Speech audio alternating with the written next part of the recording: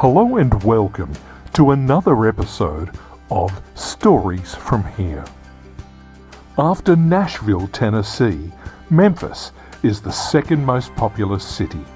It is known worldwide as the home of the blues and birthplace of rock and roll, not to mention gospel, jazz, R&B, rap and soul. It was kind of a pilgrimage for me to visit here, and the first place on my to-do list was to visit the National Civil Rights Museum on the site of the Lorraine Motel where Dr. Martin Luther King Jr. was killed. The National Civil Rights Museum in Memphis aims to share the culture and lessons from the American Civil Rights Movement and explore how this significant era continues to shape equality and freedom globally. Through interactive exhibits, historic collections, dynamic speakers and special events, the museum offers visitors a chance to walk through history and learn more about a tumultuous and inspiring period of change.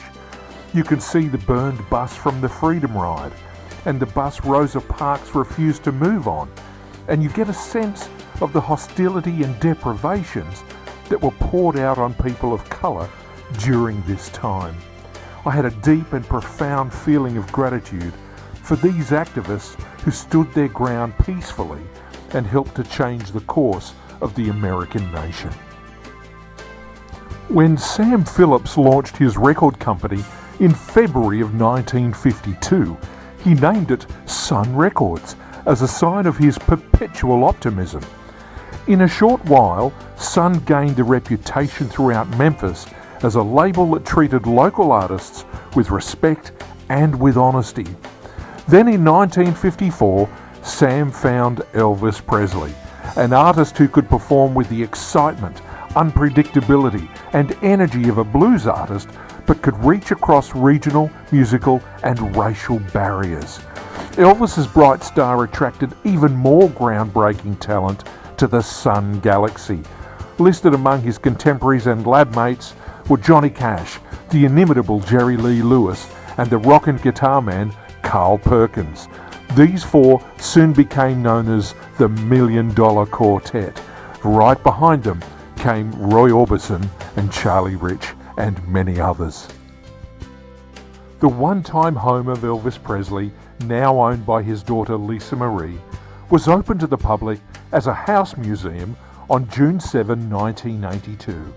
Graceland was declared a National Historic Landmark in 2006 and is the most visited privately owned home in the United States, attracting more than 650,000 visitors annually.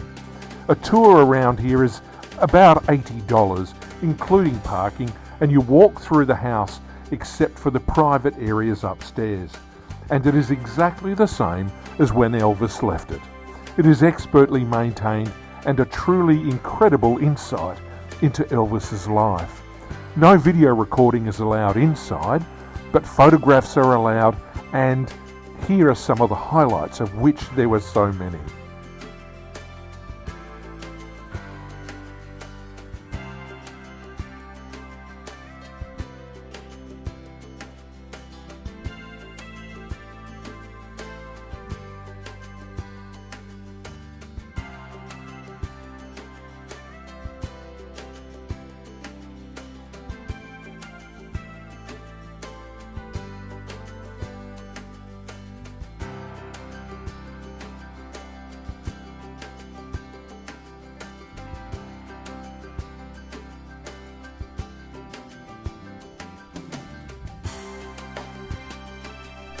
Apart from having its own app, Beale Street is listed as America's most iconic street.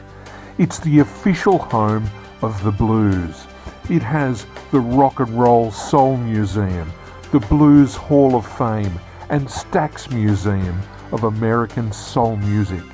It has history, it has vibe, and when you walk through the various museums, you are transported to a time when the memorabilia in front of you revives the soundtrack of our lives.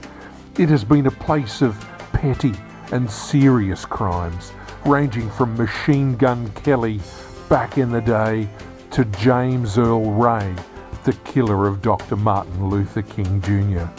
And it is a beautifully preserved atmosphere, and in the evening hours takes on a new and dazzling hue.